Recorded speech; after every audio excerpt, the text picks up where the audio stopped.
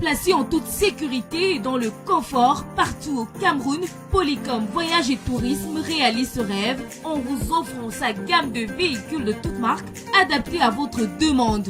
Berline, 4x4, bus, Yas. Équipés de GPS, des chauffeurs expérimentés, Polycom vous offre des prestations au meilleur rapport qualité-prix. Polycom Voyage et Tourisme est situé au quartier Vogada, face Mirador Hotel. Réservez dès maintenant votre véhicule au plus 237 222 229 790.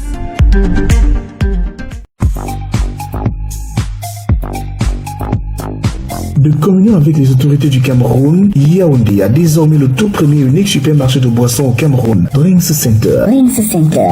Drinks Center, regardez, appréciez, confirmez par vous-même que du bonheur. Jus, bière, vins et spiritueux, rien ne manque, tout y est.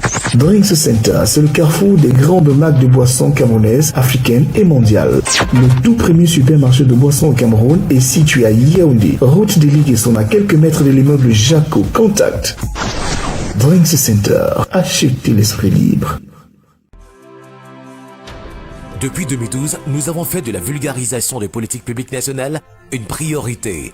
Institutions publiques, collectivités territoriales décentralisées, entreprises privées, partenaires au développement et des milliers de citoyens clients se donnent rendez-vous chaque année pour échanger sur des sujets d'importance majeure, portant notamment sur l'amélioration des conditions de vie des populations.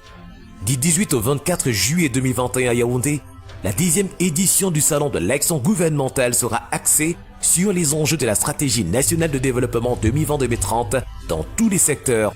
Au programme du SEGO 2021, expositions, conférences publiques et de nombreuses rencontres. Pour plus d'informations, contactez le cabinet événementiel Mon Communicateur au 677 88 63 22 ou sur www.sego.cm.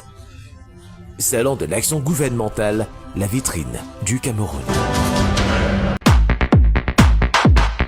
The National School of Local Administration of Boya launches a call for in-service training application for professionals working in the field of decentralization and local development. Become an expert within 6 months. Latest date for submission of application files, the 17th of March 2021. Training start date, 28th of April. Futuristic campuses and e-learning platforms, NASLA, Unity, Knowledge and Development.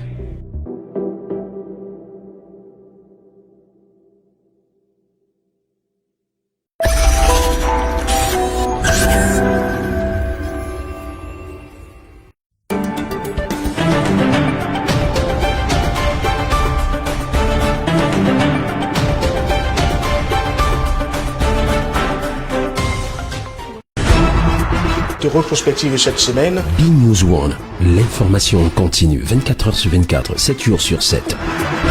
À Yaoundé, au Cameroun, mais accessible partout dans le monde. Notamment sur YouTube. Reportages, enquêtes, analyses, décryptage, commentaires. L'information la bonne, regardez B-News 1. La chaîne de l'information sur l'Afrique. L'actualité du continent africain. B-News One, au cœur de l'information. B-News One, le tam-tam du continent.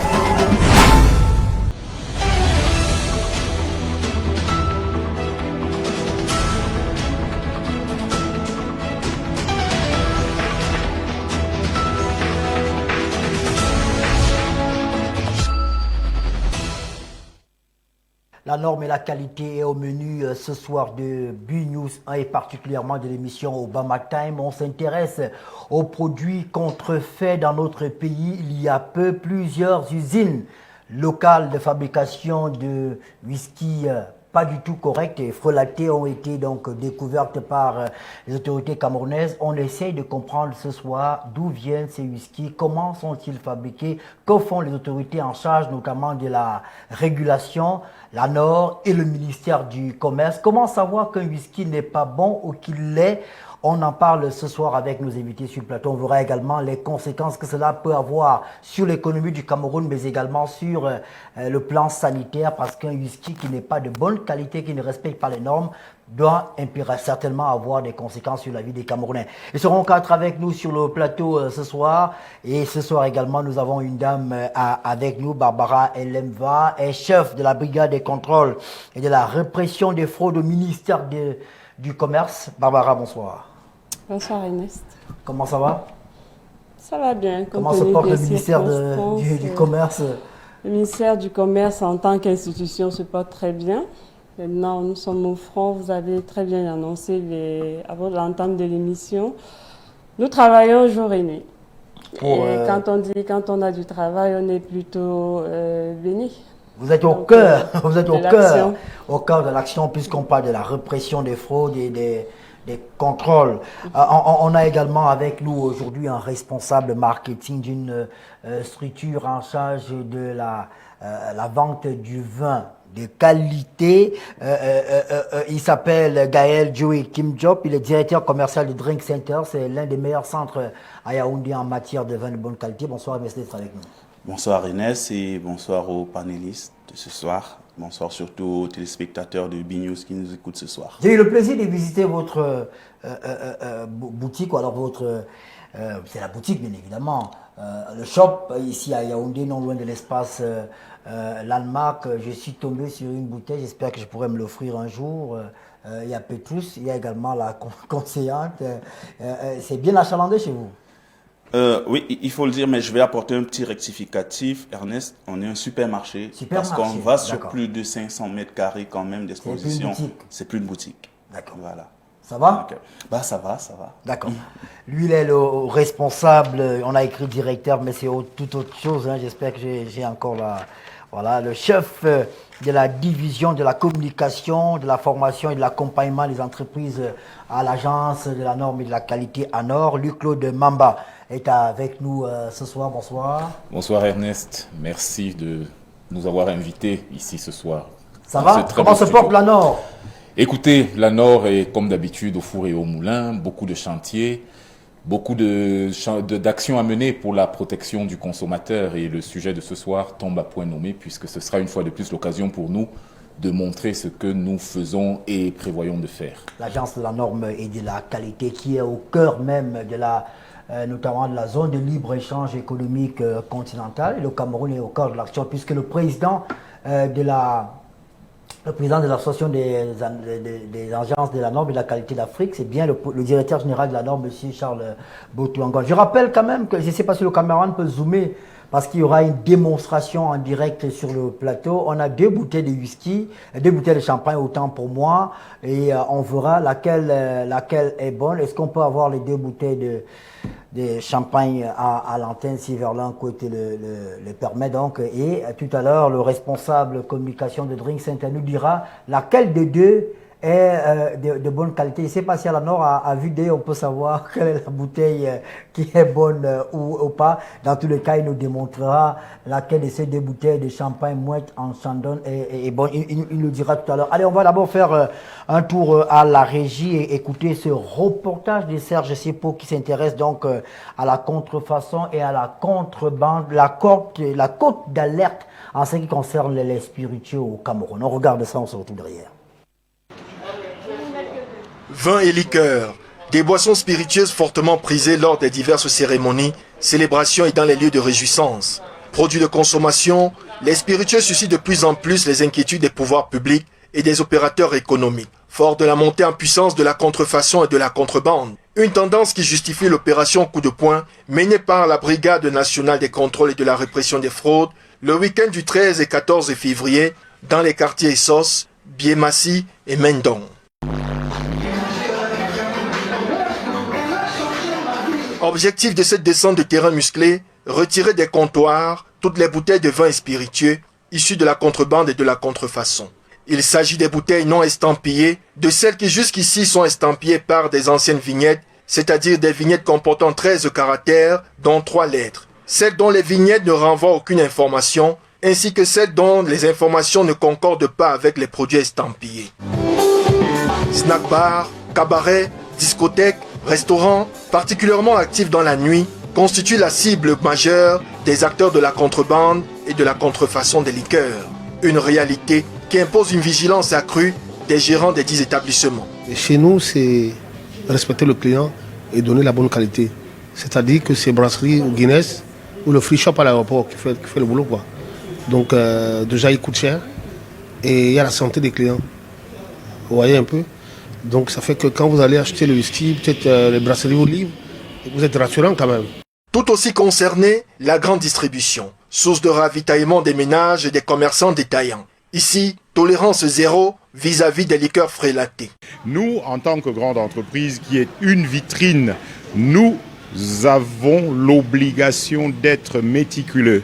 C'est pour ça que nous ne travaillons qu'avec ceux qui détiennent l'exclusivité de l'importation. Cela comporte beaucoup de risques d'aller chez les tiers, vous savez, parce que vous n'avez aucune garantie de qualité et en cas de plainte, vous ne saurez pas où le trouver. C'est pour ça que nous voulons conseiller aux uns et aux autres de pouvoir se ravitailler dans les enseignes qui ont pignon sur rue. Au moins, vous savez où vous pourrez vous plaindre. Satisfaire ses papilles et son palais avec des boissons spiritueuses, un véritable régal. Mais se régaler de liqueurs de qualité, une exigence pour la santé et pour la bonne marche des affaires des opérateurs locaux et internationaux. Bonne dégustation.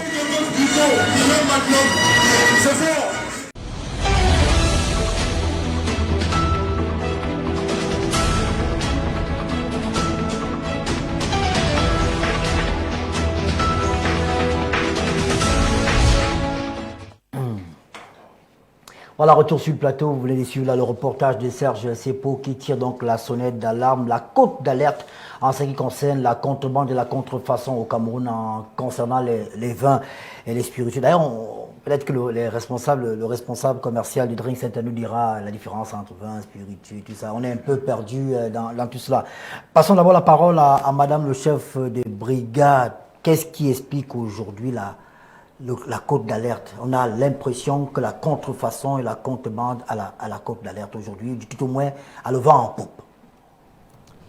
Alors, merci Ernest pour cette question. Je dirais, je suis pas vraiment d'accord avec vous quand on dit la contrebande et la contrefaçon ont le vent en poupe. C'est l'activité commerciale en général. Et l'activité commerciale au Cameroun n'est pas essentiellement illicite. Il faut bien que ce message soit véhiculé.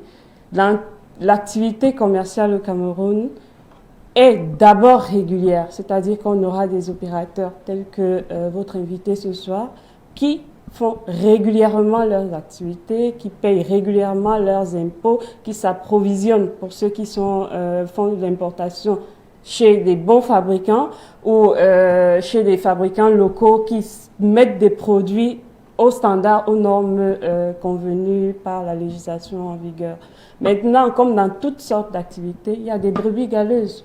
Celles-là, malheureusement, arrivent à trouver de la clientèle et même n'arrivent pas à trouver de la clientèle, arrivent à duper, à tromper les consommateurs. Il y a on va dire qu'il y a des signaux il y a des signaux plus récurrents de nos jours. Les moyens de communication sont plus accessibles. Les plaintes, les recours, les requêtes, les voies de recours, quand on ne se sent pas satisfait, quand on se sent lésé sur un droit ou un autre, sont plus accessibles. Ça peut donner l'impression que on va plus vers la contrefaçon pour ce qui est des produits mis en vente. Mais j'aimerais que le message soit bien passé. L'activité économique au Cameroun n'est pas majoritairement illicite. Nous avons de très bons produits qui sont vendus dans nos espaces reconnus. Nous avons des opérateurs citoyens. Nous avons des entreprises citoyennes qui mettent à disposition des produits conformes. Maintenant, pour ce qui est de la mauvaise graine, on y travaille. Il y a tout un système qui est mis en place dans le cadre de la protection du consommateur et nous arrivons tant bien que mal à les éradiquer. Quand vous parlez, on a l'impression que tout va bien et pourtant régulièrement on voit à travers vos tracts comment est-ce que des commerçants véreux sont attrapés avec des produits qui ne sont pas à la norme, qui n'ont pas été du moins reçu le visa de la norme. On va d'abord écouter Luc Mamba sur la question. Qu'est-ce qui est prévu en ce qui concerne les produits, les liqueurs, les boissons? Comment elles entrent au Cameroun, celles qui sont fabriquées sur place? Est-ce qu'il y a une certification qui est faite? Est-ce qu'il y a un visa pour permettre à quelqu'un de vendre la boisson? Tout au moins, il y a des marques qui sont connues. Comment elles entrent au Cameroun? Comment vous faites? Alors, merci Ernest pour cette question qui, je pense, va lancer ce débat. Effectivement, il existe des normes sur le vin, les boissons spiritueuses et les apéritifs. Ce sont les normes camerounaises NC 209, 210 et 211, si je ne me trompe pas. Et ce ne sont pas des normes récentes puisqu'elles sont là depuis 2003, donc ça date déjà, et ont été rendues d'application obligatoire en 2007 par des arrêtés conjoints MINMID, MINSanté, MINCommerce. Donc, concrètement, qu'est-ce que cela veut dire? Ça veut déjà dire d'une part que pour que ces produits-là entrent au Cameroun, ils doivent passer par le programme que nous avons qui s'appelle le PKE, Programme d'évaluation de la conformité des marchandises avant embarquement en République du Cameroun. C'est-à-dire les partenaires du gouvernement camerounais que sont SGS et Intertech, sans faire leur publicité, font l'évaluation de la conformité de ces produits-là avant même qu'ils ne prennent le bateau, l'avion, bref, avant qu'ils n'arrivent sur le territoire. Qu'est-ce qui se passe une fois que les produits sont dits conformes? Ils reçoivent une attestation de conformité, puis plus tard un certificat de conformité qui doit faire partir de l'alias documentaire pour le dédouanement de ces produits.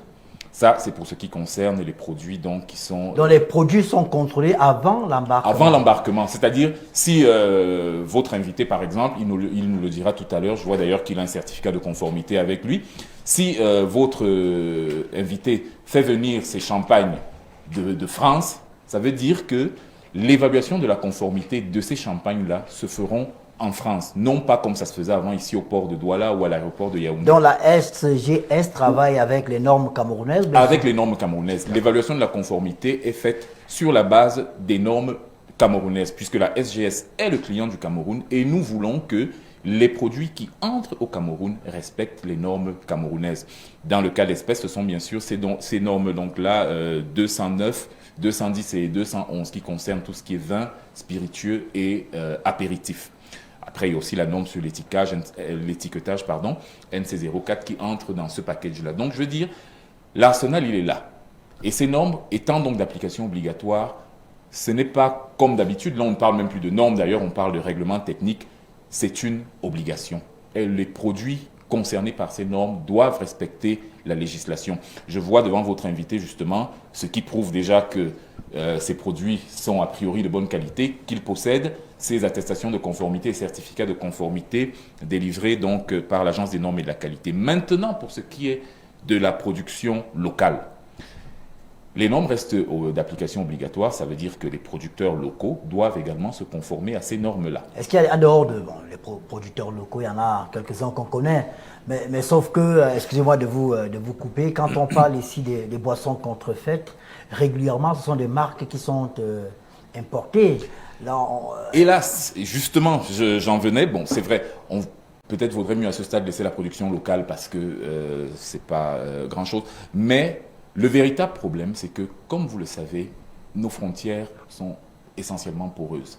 Et en même temps que les autorités essayent d'avancer avec la législation, que certains producteurs essayent de se mettre au nom, il y a toujours, comme disait Madame Elemba tout à l'heure, ces brebis galeuses qui, elles, ont pour spécialité de contourner les lois. C'est la raison pour laquelle nous aussi nous évoluons en même temps que les certificats de conformité dont il est question ici ont évolué. Maintenant, ils sont quasiment infalsifiables et facilement détectables lorsqu'ils sont faux parce que, malheureusement, c'est ça le drame. Pendant que certains essayent de respecter les lois, payer les impôts, etc., prendre ces certificats de conformité-là, d'autres, évidemment, trouvent les moyens, les voies de contournement. Et c'est pour ça, justement, que depuis mars 2019, le 19 mars 2019 pour être exact, à la faveur d'un décret présidentiel, les prérogatives de l'ANOR ont été agrandies, puisque maintenant, si par le passé, nous avions pour principale mission l'élaboration et l'homologation des normes, l'évaluation de la conformité, maintenant, à la faveur de ce décret-là, en liaison avec les administrations concernées, dont le ministère du Commerce ici représenté, nous avons la possibilité de faire le contrôle qualité et la répression des infractions sur le marché. Donc, ça permet que quelque part, les autorités camerounaises ont encore élargi l'assiette pour pouvoir s'assurer véritablement que le contrôle qualité est efficace dans ce produit-là, en ayant ajouté un nouvel acteur, à savoir la NOR, ce qui est tout à fait normal, puisque étant à l'élaboration des normes, étant également à la remise des certificats de conformité, il était tout à fait logique que nous nous retrouvions aussi dans la chaîne de contrôle. Est-ce qu'il y a un travail de collaboration entre la NOR et la douane? Parce que c'est vrai qu'il y a votre partenaire technique, la SGS, il faut respecter le programme, le PKE, mais sauf qu'il y a quand même des produits qui entrent au Cameroun en quantité et qui échappent parfois au contrôle de la SGS. Je me trompe peut-être? Non, c'est pas question de se tromper ou de ne pas se tromper. Ce qu'il faut savoir ici, c'est que la criminalité est quelque chose de... C'est un art. Des fois, bon, c'est malheureux ce que je vais dire, mais des fois on se retrouve admiratif devant l'ingéniosité de ces criminels qui, derrière peut-être une importation de voitures, vont se retrouver à faire venir des pâtes alimentaires, etc. etc. Mais il n'est pas, je ne peux pas ici dire que tel ou tel ne fait pas son travail, parce que nous avons une très bonne collaboration avec tous ces gens-là. D'ailleurs, l'année dernière, l'année surpassée, 2019 et 2020, à la demande de la douane camerounaise, nous avons eu plusieurs ateliers de sensibilisation, d'information et de partage d'expérience avec eux pour qu'on leur explique exactement ce que c'est que le PKE, comment reconnaître un bon certificat de conformité d'un mauvais, quelle est la différence entre l'attestation de conformité délivrée par SGS et le certificat de conformité délivré par la NOR. Et c'est là où je réponds à votre question, Ernest, en disant que lorsque SGS délivre au fournisseur de monsieur à Paris, fini de faire le contrôle, ce qu'il délivre à ce monsieur, c'est une attestation de conformité, pas un certificat de conformité.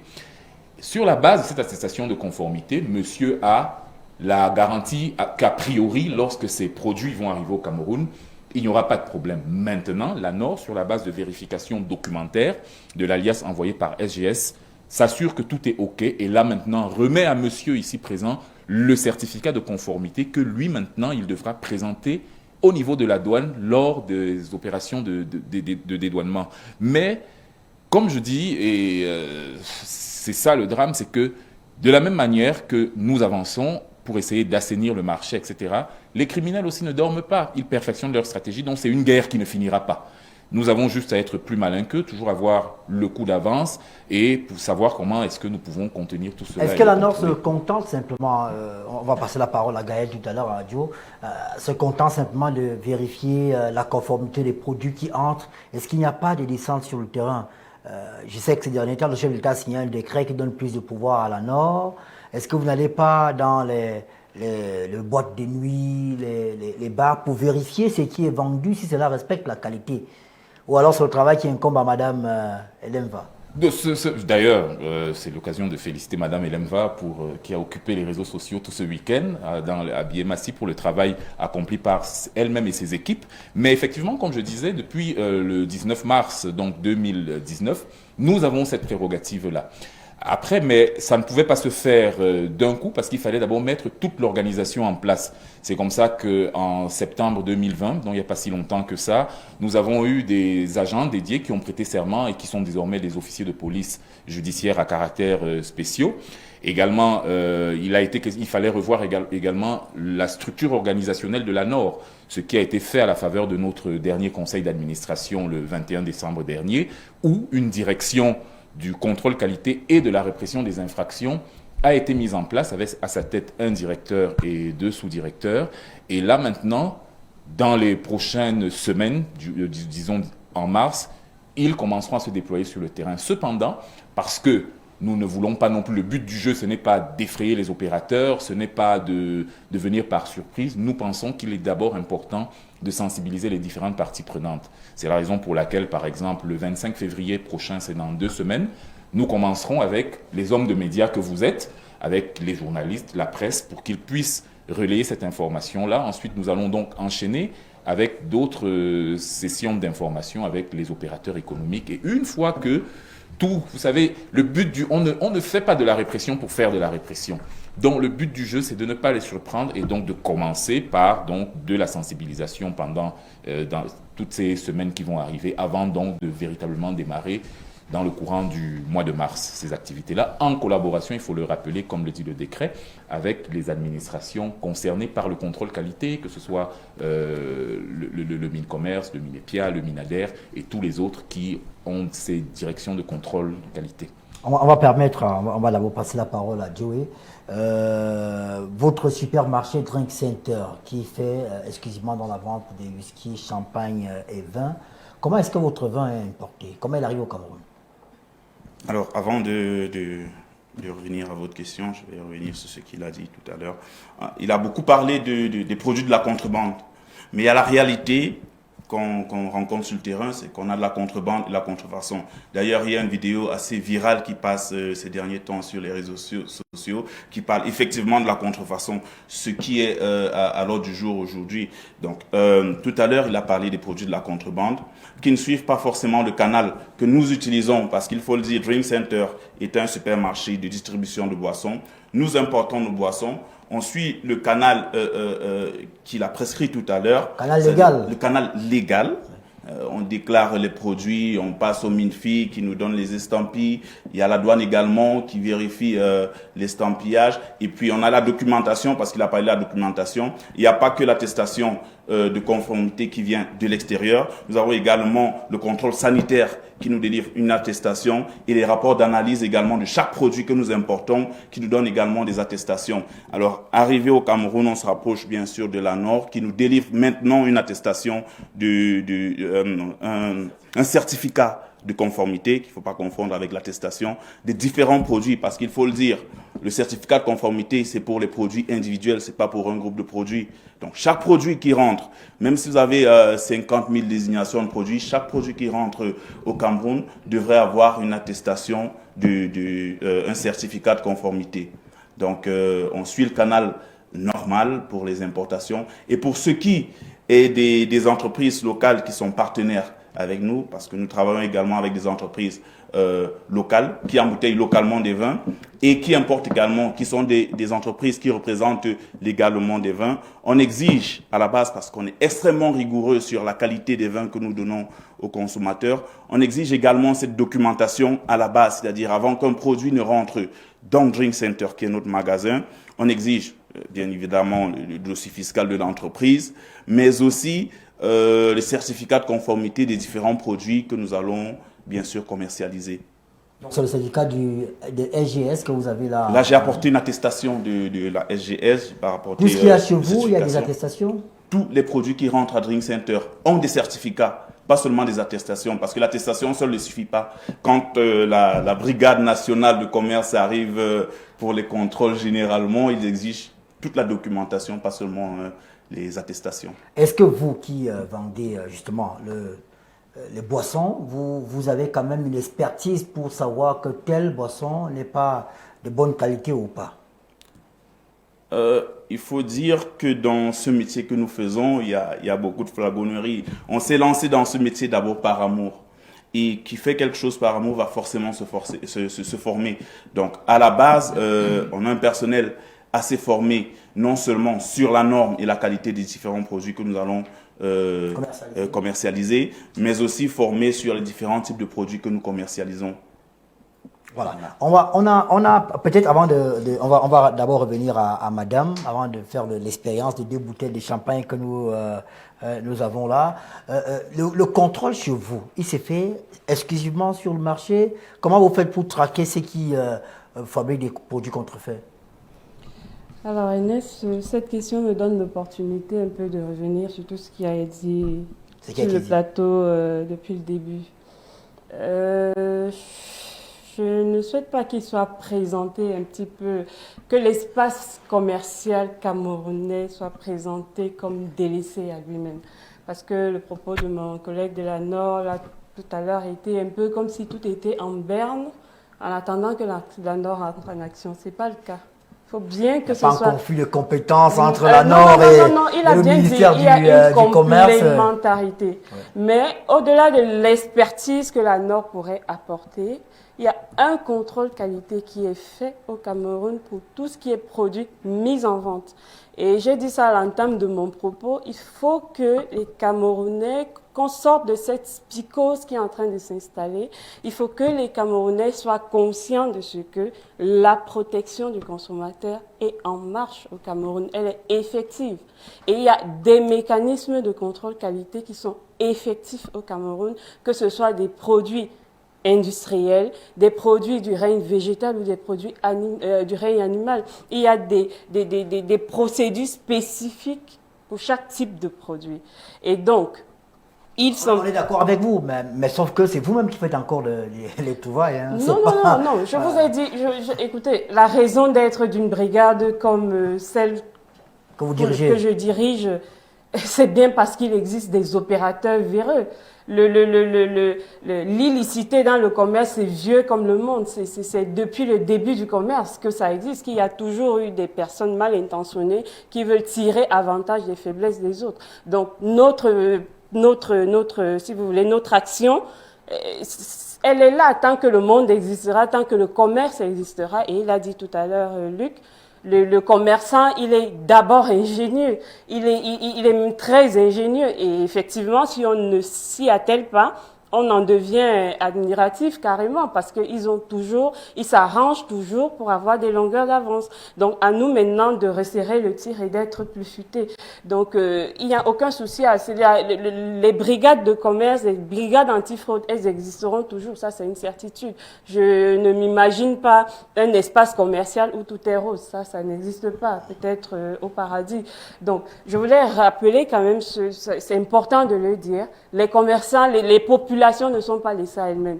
Il y a des systèmes qui sont mis en place pour garantir la qualité de ce qui est vendu. Et maintenant, les compétences sont partagées, les compétences sont transversales. Là n'est pas la question. L'essentiel étant que le travail soit fait. Maintenant, votre question, c'est vrai, je me perds un peu, je voulais savoir où est-ce que vous faites votre contrôle, ou alors vous vous contentez simplement des témoignages, parce que c'est vrai que du moins, pas des témoignages, des dénonciations, autant pour moi, excusez-moi. Parce que quand vous parlez, je comprends, nous sommes d'accord avec vous, qu'il y a toujours des brebis galeuses dans tous les secteurs, mais sauf qu'au Cameroun, quand même, il y a la cote d'alerte, si on en parle aujourd'hui, c'est qu'il y a un problème. Je prends un exemple. Je peux poser une question au monsieur. Combien vous vendez une bouteille de Black Label, par exemple?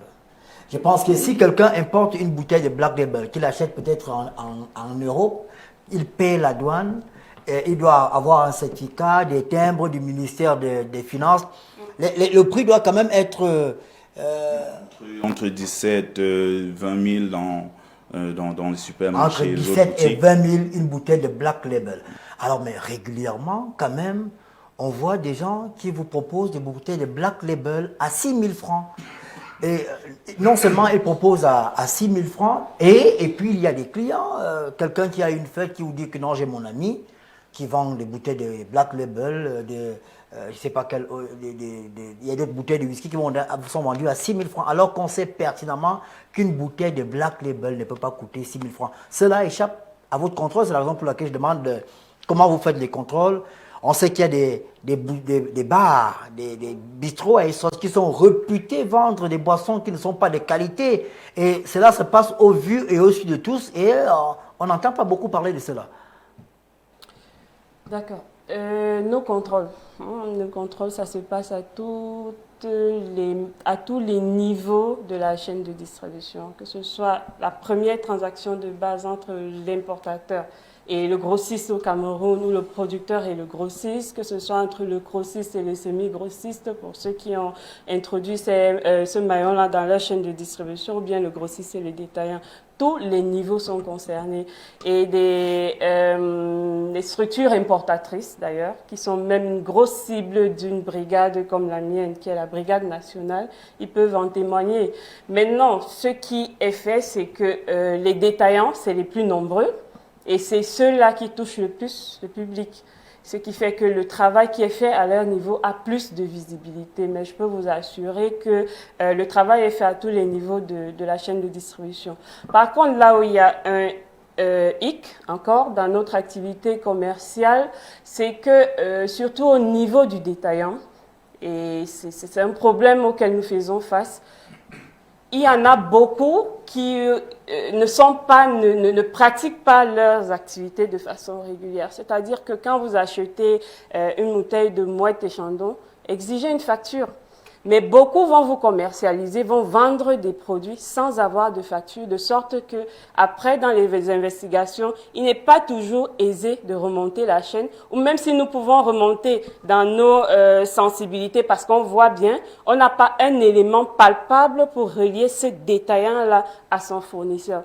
Et donc, du coup, il y a ce travail-là encore à faire. Il y a un gros travail d'éducation, un gros travail de sensibilisation. Inopiné. Par exemple, nous sommes... Si le principe dans notre brigade, c'est le contrôle inopiné. Il se fait seulement chez les grossistes ou même chez les détaillants? À tous les niveaux de la chaîne de Je confesse que moi, j'ai jamais été dans un café. J'ai vu la brigade de contrôle du ministère du Commerce débarquer. Ça peut être intéressant de voir les gens qui sont en train de boire et on vous dit, hop, donnez votre verre s'il vous plaît. On recueille le produit et on va... Il faut bien préciser, par contre, tel que votre exemple, la brigade de contrôle, c'est pas un laboratoire ambulant. Il faut bien qu'on s'entende là-dessus. Nous avons un certain nombre d'éléments que nous Et comment vous savez que le whisky, par exemple, que vous, du moins qui est vendu, n'est pas bon ou pas? Vous n'avez pas des laborantins, des chimistes? Non. La NOR est l'organe, on va dire quoi, c'est l'organe compétent au Cameroun en termes de qualité. Oui. C'est l'ANOR qui détermine la qualité des produits. Alors, si un opérateur nous présente un certificat de conformité ANOR, là, je vous avoue qu'on a les mains coupées. Mais maintenant, il peut arriver que malgré le fait qu'il ait ce certificat de conformité, qu'il y ait des non-conformités visuelles, c'est-à-dire qu'on a la bouteille de Moët. Bon, peut-être qu'on suivra l'enseignement avec monsieur tout à l'heure.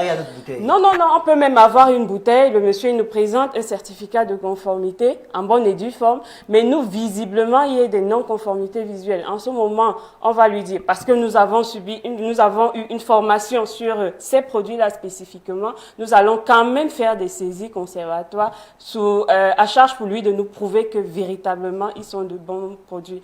Et même, on peut avoir recours à la NOR ensuite pour qu'ils attestent effectivement de la conformité de ces produits-là. Donc, c'est la NOR qui vérifie la qualité du produit. Vous faites seulement un contrôle sur la conformité. Est-ce qu'il y a un visa de la NOR? Est-ce qu'il y a un visa de la NOR? Est-ce qu'il n'y a pas d'autres non-conformités sur le produit, indépendamment du fait qu'il y ait la NOR? Mais maintenant, sur les caractéristiques chimiques ou biologiques, nous ne sommes pas compétents pour les faire. Alors, peut-être qu'on va repasser la parole à la NOR. Et j'ai l'impression, quand on évolue dans l'émission, qu'il y a peut-être un problème de compétence. Le travail de la NOR se limite simplement à regarder la qualité, à s'assurer que le produit qui entre est de qualité. La NOR n'a pas un pouvoir coercitif? Alors, je vais commencer là où elle s'est arrêtée pour dire ceci, que effectivement, le dispositif de contrôle avec en bout de chaîne, bien sûr, la protection du consommateur, a été élargi en 2019 en ajoutant la NOR. Pourquoi? Justement parce que, comme Madame Hélène va l'a si bien dit, lorsque sa brigade descend sur le terrain, c'est effectivement pour vérifier l'alias documentaire. C'est-à-dire, ils vont peut-être arriver chez monsieur et se rendre compte et lui demander son certificat de conformité. Et comme elle l'a dit, peut-être dans le cas où il constaterait des non-conformités visuelles, pourrait agir. L'avantage maintenant en ajoutant la NOR, c'est que nous, lorsque la direction du contrôle de la qualité et de répression des infractions va se déployer, nous pourrons aller plus loin que cela. Pourquoi pourrons-nous aller plus loin que cela? Parce que nous, comme vous disiez, l'exemple tout à l'heure dans le bar, c'est que nous pourrons faire ces prélèvements-là. Parce que c'est pas encore le cas. Je disais, nous allons nous déployer d'ici la fin du mois de mars, puisqu'il faut d'abord sensibiliser les populations ainsi que les opérateurs économiques. Et ça, nous commençons dès le 25 février avec un atelier destiné aux hommes de médias, à tout ce qui est journaliste. Ensuite, ça veut dire que les gens, vous allez débarquer dans les bars et tout ce que cela comporte et vérifier ce que les gars sont en train de consommer? Non, parce qu'il y a deux types de contrôles.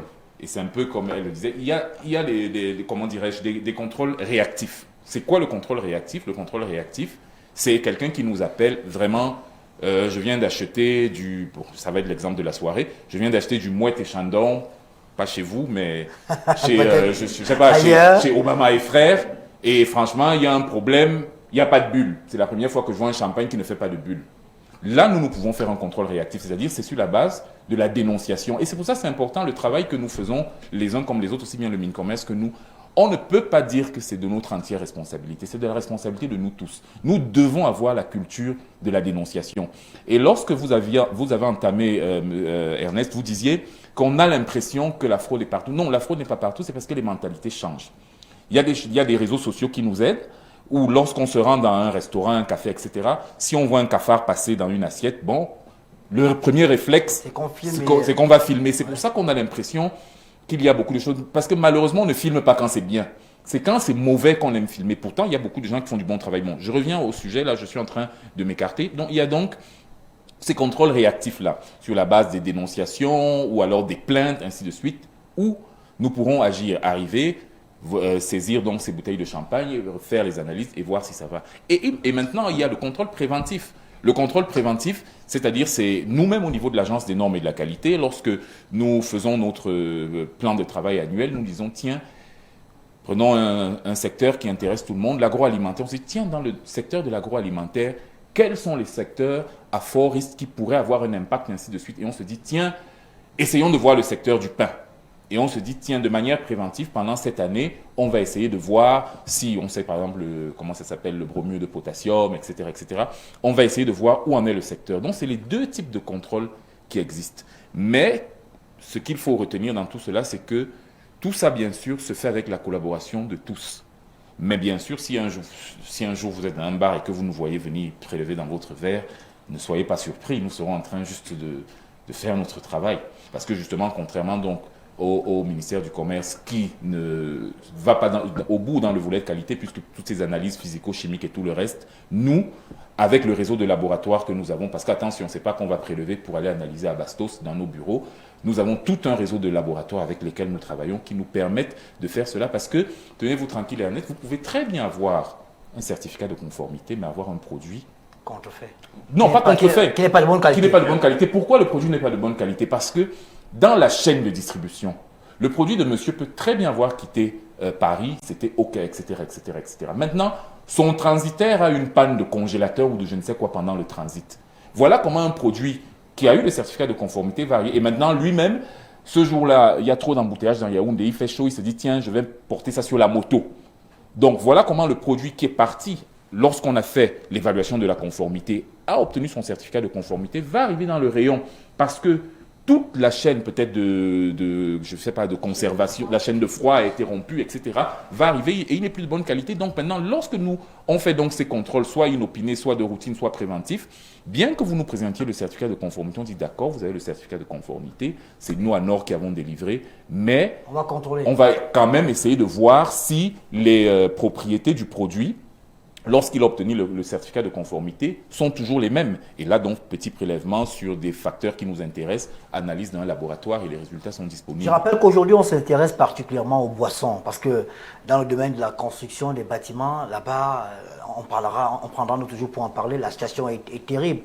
Aujourd'hui, quand vous, pour ceux qui ont déjà eu la chance de construire une maison, l'entrepreneur vous indique clairement qu'il faut acheter tel fer de telle entreprise parce que les autres ne sont pas de bonne qualité. Mais il y a une question qui revient, qui m'a d'ailleurs été posée par de nombreux téléspectateurs via Facebook et même à travers WhatsApp. À base de quoi nos frères qui sont interpellés fabriquent le whisky? Parce que je me demande bien comment on fait pour fabriquer un whisky qui est semblable au Black Label, au Glenfiddich, et comment ils font? Quand vous les arrêtez, quels sont leurs produits? Avec quoi fabriquent-ils? Là, je parle d'expérience. Bien sûr. Vous n'êtes pas chimiste. Professionnel de cette chimie. Justement, je ne suis pas chimiste de malheur tel qu'ils sont en train de le faire. Là. Mais d'expérience, c'est quoi qu'on trouve comme mélange pour leur mixture? Déjà, ils auront une certaine quantité de bons produits qu'ils mélangeront avec un produit un produit bas de gamme, qu'ils mélangeront avec des colorants, qu'ils mélangeront avec du miel, j'ai vu dernièrement, et d'autres produits chimiques. On prend à la base un Glenfiddich qui est bon. De ce que j'ai vu jusqu'à présent, ce n'est pas la formule consacrée, mais jusqu'à présent, c'est ça. Ils vous prendront une bouteille, tu l'as dit, c'est l'exemple de la soirée. Ils vous prendront une bouteille de mouette, ils vont la diviser au quart, il y aura un quart de mouette et chandon, il y aura, je sais pas moi, peut-être un champagne ou de l'eau même en tout cas un produit beaucoup moins cher, ils mettront à l'intérieur un colorant. Maintenant, quel colorant? Est-ce que même c'est des colorants consommables? La question elle reste tout entière. Ils mettront des produits tels que du miel ou du sucre, de l'éthanol quand c'est des whisky pour que ça chauffe un petit peu. Bref, ils ont des formules qui leur sont propres pour que au moins ça ait l'aspect d'un produit alcoolisé. Maintenant, est-ce que c'est consommable? Est-ce que c'est buvable? Ce qui est certain, c'est déjà pas le produit d'origine, ça c'est une certitude. Mais maintenant, est-ce que sur le plan chimique, ça ne crée pas des réactions autres? C'est une grosse problématique. Le produit final, est-ce qu'il est véritablement, est-ce qu'il n'est pas dangereux pour l'être humain? Ça, la question elle reste tout entière. Ce qui est certain, c'est qu'au moins chacun d'entre nous a déjà vu ce genre de mixture, parce que il m'arrive de temps en temps de prendre un peu de liqueur. Et j'ai fait une expérience malheureuse. Par exemple, quand vous buvez le Glenfiddich, vraiment, vous vous levez le matin, vous êtes tranquille. Mais si vous allez, bon, que ceux qui habitent les sauces m'excusent, je prends l'exemple des sauces. Si vous allez à les sauces, vous commandez le Glenfiddich, le matin vous avez du mal à vous réveiller parce que ça cogne dans la tête et il y a un réel problème. Comment faire? Puisque l'émission aujourd'hui c'est également pour éduquer ceux qui nous écoutent. J'ai vu un mur d'image, si Verlin pas encore nous le proposer, des quelques liqueurs qui sont présentées. Comment faire pour savoir qu'un whisky est bon, qu'un champagne est bon ou qu'un vin est bon? J'espère qu'on aura quand même l'image de ce qui s'est passé au quartier liégeois. J'ai été particulièrement intrigué par le monsieur qui disait que mais, vous voulez qu'on fasse comment? On est dans notre pays, on fabrique le whisky, on vient nous arrêter. Comment on fait, Joe? Comment on fait pour savoir que tel whisky est bon, que tel champagne est bon ou pas? Pour répondre à votre question, je dirais qu'il est difficile a priori de savoir si un champagne ou un whisky est bon ou s'il n'est pas bon si on ne l'a pas encore mis sur le palais. Ça c'est a priori. Maintenant, il y a certains indices aussi au niveau de la bouteille. Elle a parlé tout à l'heure des bulles au niveau du champagne. En secouant votre champagne, vous allez voir les bulles. Pareil aussi au whisky. Au vin aussi, c'est pareil. Donc, comme je disais, c'est difficile de le voir si on n'a pas goûté. Mais il y a quelques indices au niveau de l'étiquetage. L'étiquetage, on va parler là maintenant de contrebande, de contrebande et de contrefaçon. Parce qu'il faut faire la nuance. On parle de contrefaçon, mais il faut savoir qu'il y a aussi de la contrebande, qui n'est pas forcément un produit contrefait. Okay? Parce que la contrebande, il faut le dire, c'est l'introduction ou la pénétration clandestinement de produits dans le marché. Par contre, la contrefaçon, c'est la production, la fabrication de produits d'une certaine marque de valeur qui ne respecte pas, bien sûr, la norme. Et tout ça se retrouve sur notre marché.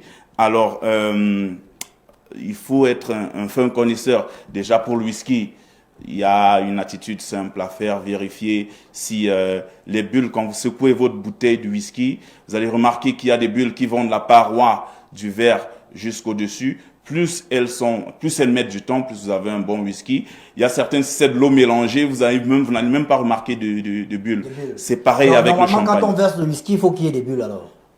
Au niveau pas le whisky. Ouais. Le champagne, oui, il faut qu'il y ait du bulle. Pour le whisky, généralement, sur votre verre, vous allez voir une paroi assez aqueuse. Vous aurez l'impression que c'est gras, un peu comme de l'huile. Ouais. Plus c'est gras, plus c'est bon. Mais quand c'est pas bon, vous allez remarquer tout de suite dans le verre qu'il n'y a pas de larmes, comme on dit en whisky. C'est cette paroi qui a l'air aqueuse sur les verres quand on secoue un peu sa bouteille. Donc, ce sont quelques indices comme ça pour remarquer quel whisky est bon ou quel whisky n'est pas bon. Je vais revenir un peu sur les contrôles qui sont faits par la NOR. Parlez-nous d'abord des deux champagnes là. Comment je vais demander au caméraman de zoomer sur les deux champagnes. Comment savoir que celui-ci est bon ou pas, les deux qui sont là? Peut-être que ça va aider les uns et les autres. Je me suis permis avant l'émission de me recycler dans les vins et autres. On m'a dit qu'un bon champagne, il a 5 ou 6 nœuds. Alors, je vais expliquer ça très rapidement. Tout à l'heure, j'ai parlé de contrebande, de contrefaçon, mais il y a des produits de contrefaçon qui sont également de la contrebande. Là, on a deux champagnes. On a un champagne qui est bon et puis on a un autre qui est carrément de la contrefaçon et de la contrebande aussi. Et il y a même il y a le goulot, il y a le goulot et il y a la vignette. Parce que ça, je voulais parler du contrôle pour parler également de la vignette. Parce que depuis qu'on parle, on n'a pas parlé de l'imposition de la vignette sur chaque bouteille de vin. C'est le ministère des Finances. Avant de poser vignette, on le contrôle par la qualité du whisky ou bien de la boisson qui est vendue? Le contrôle se fait à la base. Le contrôle se fait avant l'imposition des vignettes. Parce que quand vous passez votre commande chez le fournisseur, il va délivrer cette attestation de conformité de vos produits. Vous allez aller au ministère des Finances qui vont vous délivrer, bien sûr, les vignettes en fonction des types de vins que vous avez fait et des quantités que vous avez déclarées.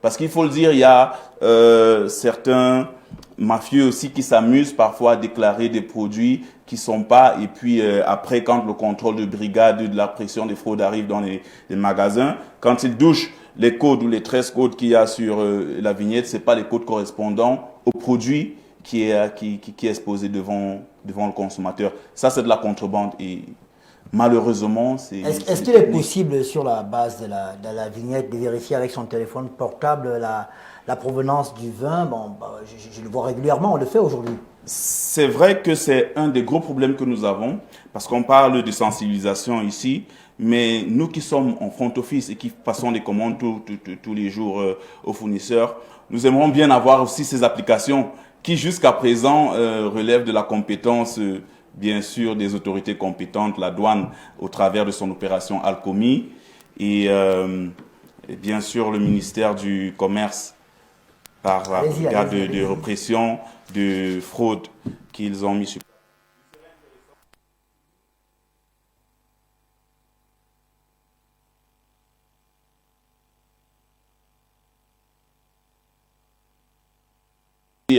nous, en tant qu'entreprise sérieuse, il y a un contrôle rigoureux qui se fait au départ, c'est-à-dire quand le produit arrive, il faudrait non seulement que le magasinier qui réceptionne ces produits se rassure de la qualité des produits qu'il est en train de prendre, mais si on avait cette application aussi à notre niveau, on pourrait tout de suite déceler quels sont les produits qui sont des produits de contrebande au travers de cette application. On voit si c'est une bouteille de mouette qu'on a devant nous, si c'est pas le cas.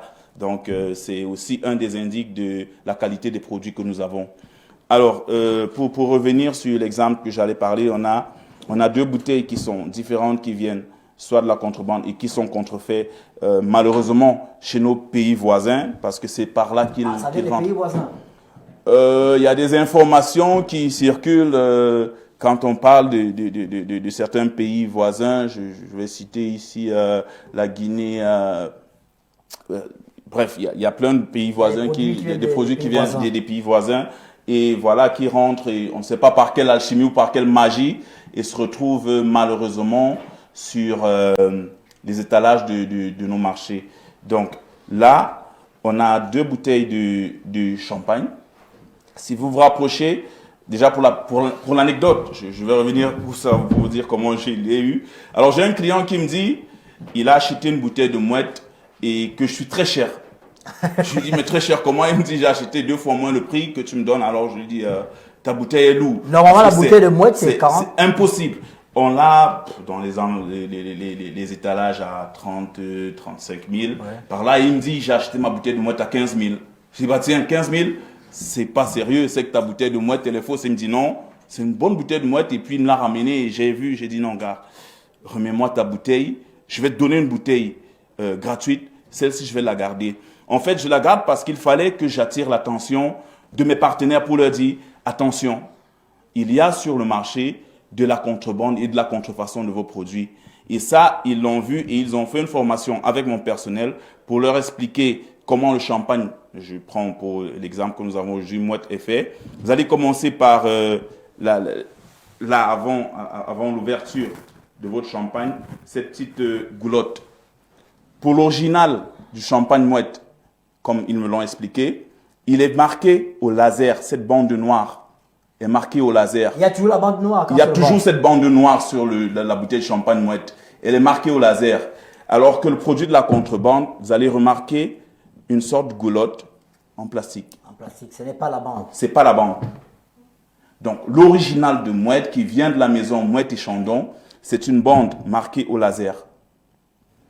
Vous allez regarder également au niveau de l'écriture, la symétrie entre le logo de Mouette et l'écriture de Mouette. Vous allez voir que l'écriture n'est pas symétrique avec le logo. Par contre, quand vous prenez la bonne bouteille, il y a une symétrie parfaite entre le logo et l'écriture de Mouette. Un autre exemple, c'est au niveau de l'étiquette même. Si vous touchez l'écriture de Mouette et Chandon sur la bouteille, vous allez remarquer qu'elle n'est pas épaisse et l'étiquette n'est pas rugueuse.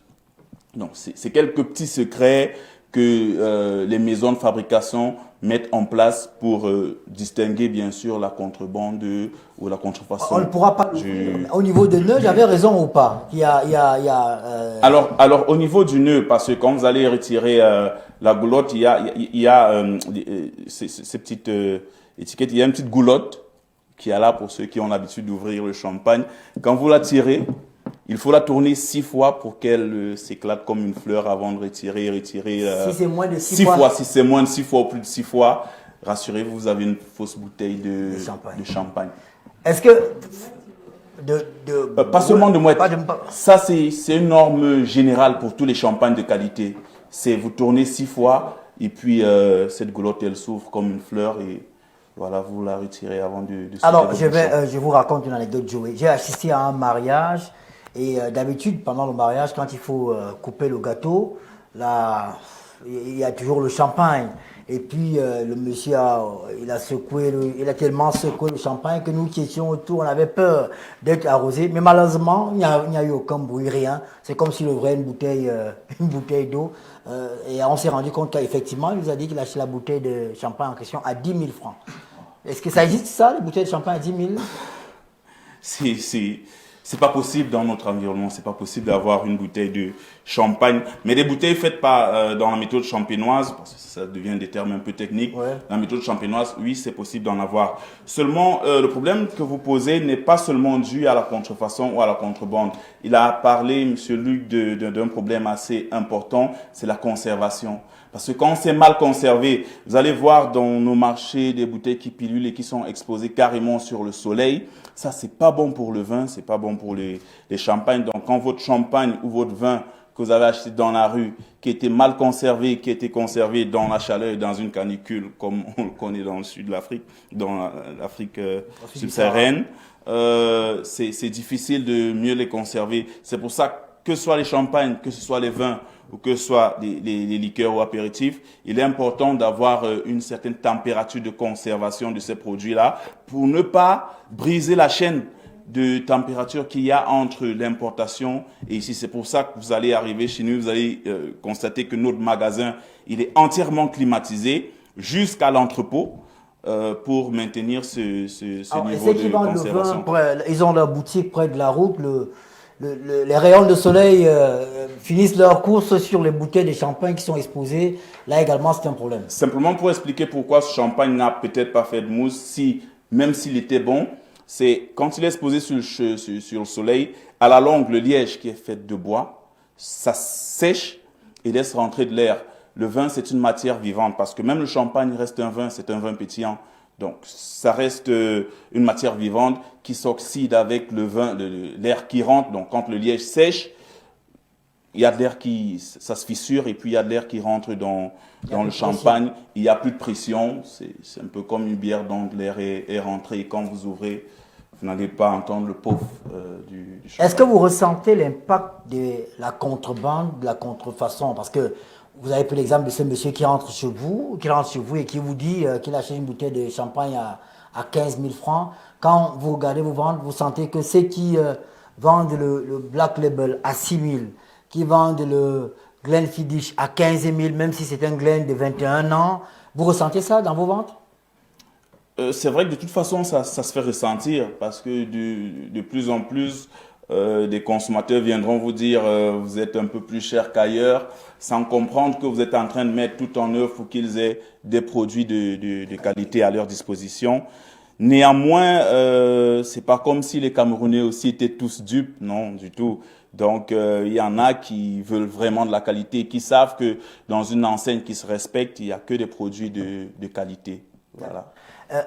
Finalement, on est dans la faute, c'est vrai, mais est-ce que ce n'est pas également dû au pouvoir d'achat? Parce qu'aujourd'hui, les gens préfèrent le moins cher, même si ce moins cher les tue. Parce que Je dis régulièrement, Luc, il y a des gens qui ont des fêtes, qui achètent, et ils vous disent que dans c'est un whisky qui vient de la Guinée équatoriale, ils achètent 10, 20 bouteilles de Black Label à 6 000, alors qu'ils savent bien que la bouteille de Black Label, c'est au moins 17 000 francs CFA. Est-ce que ce n'est pas le pouvoir d'achat qui amène les Camerounais à consommer ce qui peut peut-être les tuer? À titre personnel, je dirais que non. Le drame, c'est qu'on vit dans une culture, je dirais pas en pleine décadence, mais presque. Les gens ne vont pas à la fête pour s'amuser. Pour être sûr qu'une fête a réussi, il faut rentrer sous. Pour être sûr qu'une fête a réussi, il faut se lever le matin et se dire « Oh là là, je vais faire une semaine, j'aurai mal à la tête. » Donc, ça pousse à certains comportements souvent suicidaires. Il n'y a pas si longtemps que ça, justement, j'ai assisté à une scène où ils font des mélanges exprès en sachet. Je peux même vous donner la recette. Un sachet de whisky et 2 bonbons alcoolisés à une veillée, vous êtes plus sous que ceux qui ont bu toute la soirée. Donc, un sachet de whisky et 2 bonbons alcoolisés. Et deux bonbons alcoolisés. Donc vous voyez, quand des gens arrivent à ce genre d'extrémité, c'est pour ça que, au-delà de tout ce qu'on dit, ça fait sourire. Bon, ça fait sourire. Attention à ceux qui vont le faire au quartier. Hein. Ah non, vraiment, je décline. Pas après que c'est Luc qui... Non, je décline toute responsabilité et je dis c'est là où justement nous, en dehors du travail de répression, en dehors du travail de contrôle, nous avons vraiment une mission de sensibilisation et d'éducation. Et je profite aussi également pour faire un peu de publicité de la Nord, c'est aussi un peu pour ça que je suis là, où nous voulons justement commencer à avoir des programmes à partir des écoles. Parce que c'est dès la base, dès l'école primaire que les bonnes attitudes s'acquièrent. Quand on va arriver quand on arrivera à transmettre justement, à traverser ce problème de pouvoir d'achat, etc., il se dit que non, la qualité a un coût. La qualité est un investissement. Et on dit souvent de manière vulgaire, le moins cher coûte cher. Vaut mieux acheter un pantalon de jean à, je ne sais pas, 30 000 qui va durer 10 ans que d'acheter un pantalon de jean de 1000 francs chaque semaine. Au bout de 10 ans, quand on va faire le compte, on verra tout de suite qu'il y a un problème.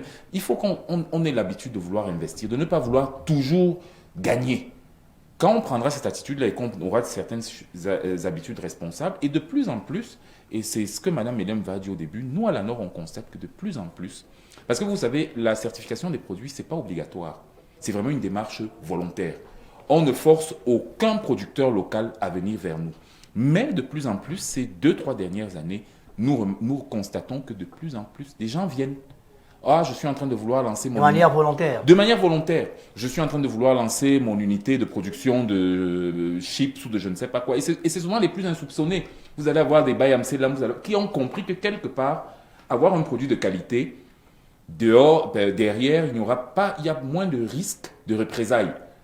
Ah oui, parce que là, j'ai eu mal au ventre. Non, c'est chez la maman là qui vend les chips là que j'ai eu ça. Donc, de plus en plus, ils viennent. On a été obligé, il y a 2 ans, de mettre sur pied un programme Femmes, Jeunes et Normalisation pour pouvoir justement encourager les toutes petites entreprises tenues par des femmes et tout le reste à s'inscrire dans un processus de démarche qualité où nous leur permettons d'avoir accès aux normes à des prix préférentiels, nous leur permettons de pouvoir être accompagnés dans le suivi de l'évaluation de la conformité de manière tout à fait souvent gratuite par des bénévoles personnels de la Nord, pour pouvoir vraiment éduquer, parce qu'il faut qu'à la base, à la fin de toute cette histoire, nous ayons tous une culture qualité, nous dire que la qualité n'est pas un coût, c'est un investissement et pour la santé et pour l'avenir et pour la protection de nous tous. Madame Barbara Elemba, j'ai vu un témoignage d'une dame sur Facebook à Douala. Elle-même, elle était propriétaire d'un point de vente de boissons et elle témoigne qu'elle vendait des produits de contrebande ou contrefaits. Et un jour, elle est sortie pour boire un verre dans un autre quartier. Elle a consommé, je crois que ceux qui sont sur Internet ont dû voir ce témoignage-là. Elle a consommé du whisky, elle a eu un problème, elle s'est évanouie. Elle est ressortie des pompes pratiquement un jour après. Elle a abandonné son lieu de vente.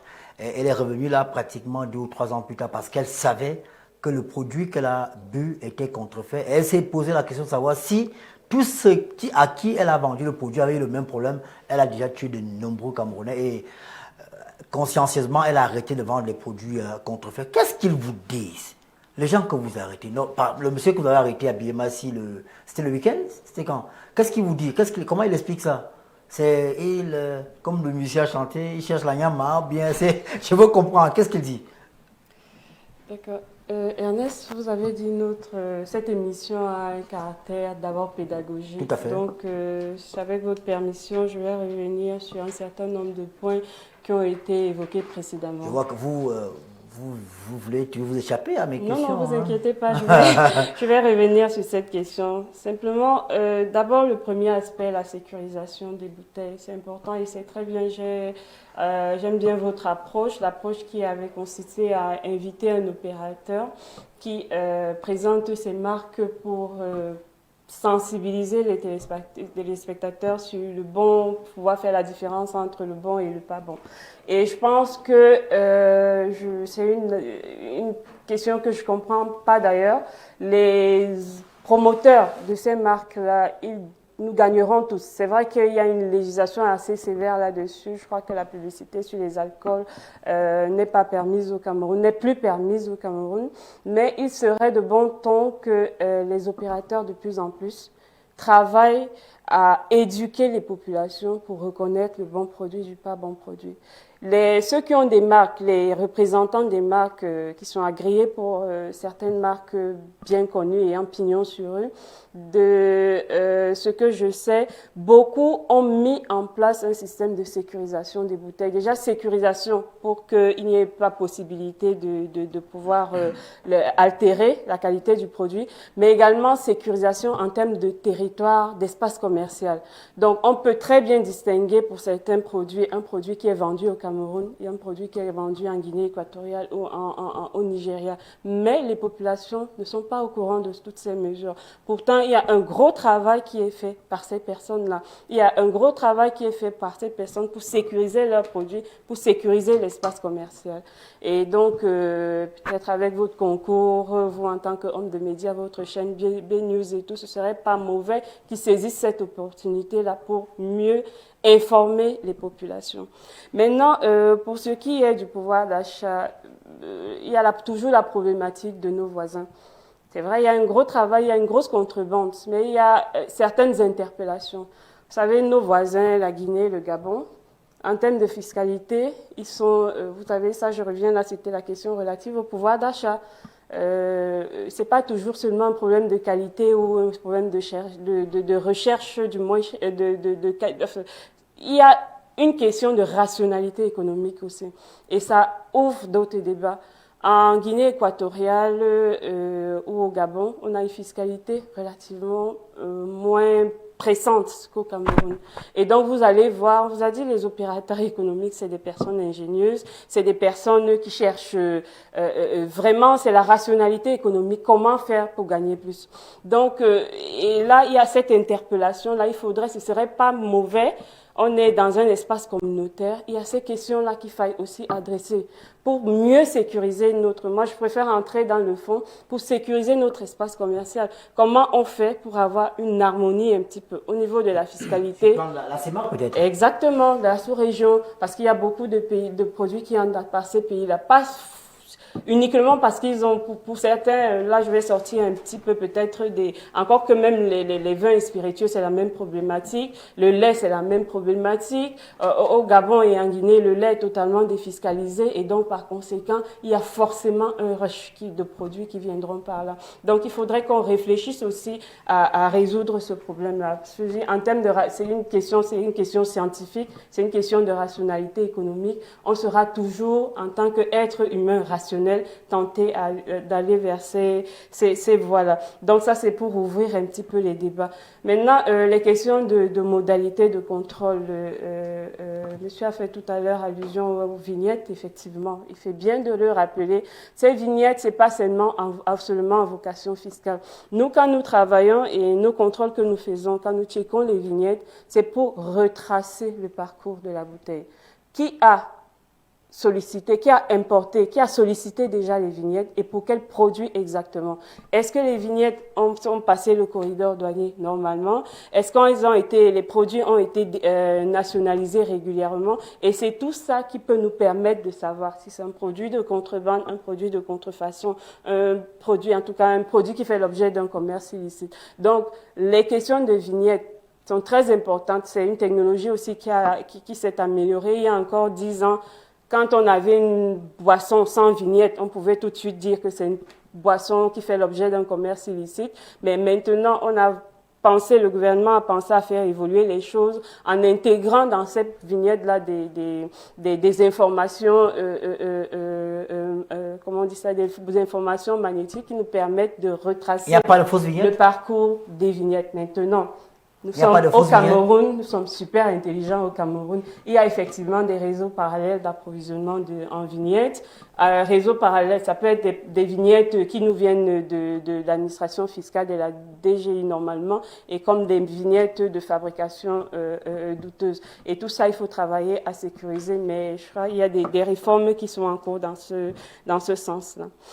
Et donc maintenant, pour revenir à votre question, qu'est-ce qu'ils font, qu'est-ce qu'ils nous disent ces contrebandiers, ces malfaiteurs? Ce n'est pas que des contrebandiers. Quand on a dernièrement Elie Guedjoa, j'ai évité d'en parler, mais il faut dire les choses. Je crois que les images circulent encore. En plus de tous les ingrédients que j'ai cités là, ceux-là particulièrement, on a trouvé dans leur comme ingrédients dans leur magasin du chanvre indien. On met le chanvre indien dans le whisky. Ceux-là particulièrement, ça c'est quand même, il faut le faire. Alors moi je dis c'est des criminels à proprement parler. Qu'est-ce qu'ils nous disent? Déjà, sur le coup, ils ne vont pas reconnaître les faits, c'est clair. Et malheureusement, comment est-ce que, au terme, à la fin de la procédure judiciaire, qu'est-ce qu'ils disent? C'est des personnes qui sont remises aux autorités judiciaires et les procédures à leur encontre sont en cours conformément à notre les gens législation. sont régulièrement condamnés alors? Je ne peux pas me prononcer, mais ils sont traduits. Ils sont, voilà, nous, notre travail, ma compétence, nous n'avons pas vocation à infliger des